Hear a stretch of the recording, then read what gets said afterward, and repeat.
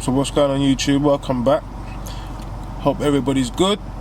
In today's video I'm going to show you what the correct PSI tire pressure should be in your tires.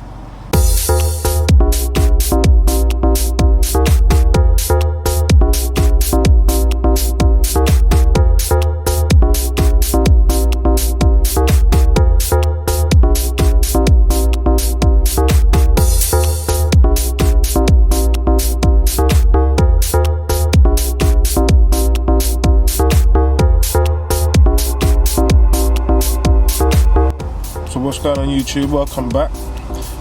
In today's video I'm going to show you what the correct PSI tire pressure should be in your tires. Yeah, so let's get straight into it.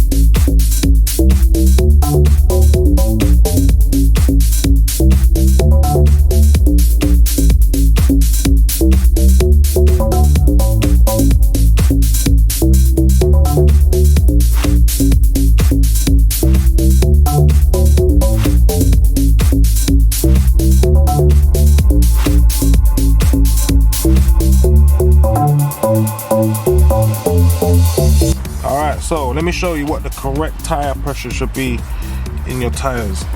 So let's have a look.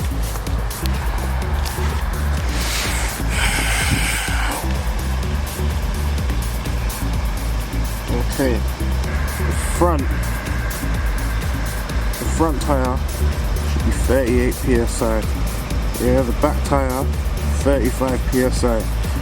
Yeah, that's Audi's recommendation of what it should be, but obviously you can see that 38 if you're rolling like one or two, 3 people max.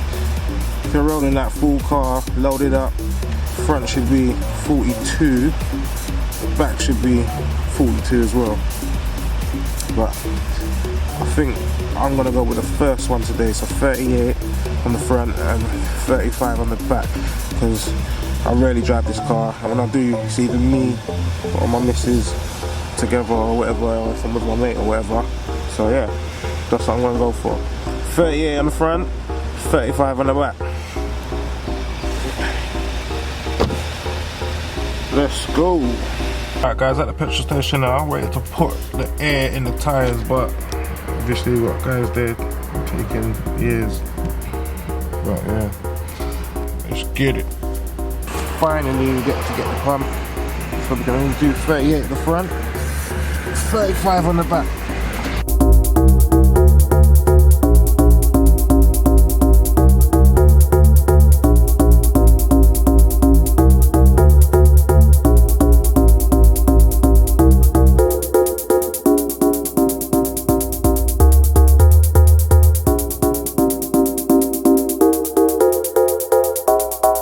So what we now can do, we can store this to the car, so the car will then indicate you whenever any air in any tire drops below that certain PSI number. Let me go on and show you how to do it. Most people know how to do this, but if you're not familiar with the Audi settings, it's pretty simple. So you go to your menu on your pop-up dash, you would select car, so I'm going to see a car, then the Audi drive select will pop up, then you click left. So this symbol here, which is that button there on the central console, click left and go down to servicing and checks. Sorry, this focus is very pants. And then you can see it there, tyre pressure loss indicator. Click that, And then it says, when you have checked all and corrected the pressure in all 4 tyres, please store the pressures. So you can select store pressures, and then you can go yes, store now. I personally don't like to have this feature on where I don't drive the car as much. So, and obviously once you're not driving the car as much, it tends to lose air in the tyres. Any car does. So if it's been sitting there for a while, it just generally just lose air in the tyre. But yeah, as I said, I don't have this feature on, but that's how you would store it, to let you know or let it indicate you whenever your tyres go below the set PSI. So yeah, that's how you do it. So for this video, please like, subscribe, share. Until next time.